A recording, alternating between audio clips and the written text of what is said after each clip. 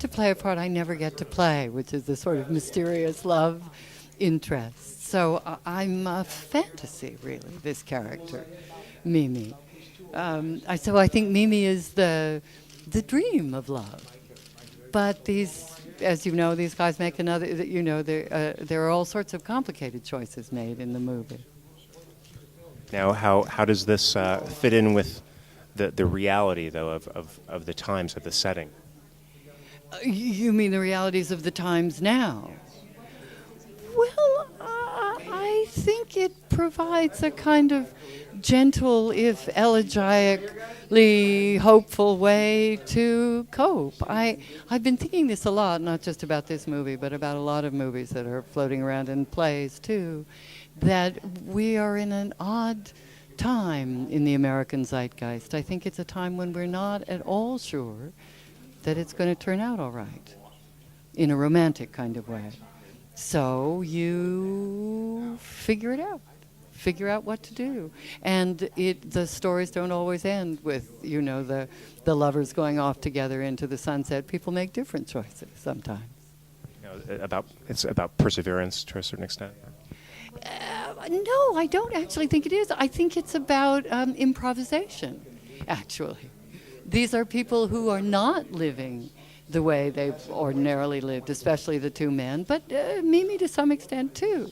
They're improvising in the moment in a world that's changing very quickly around them, much more quickly than they expected, and at least the two men aren't prepared for those changes, so they're improvising all the time, and Mimi gets caught up in one of their improvisations and joins in.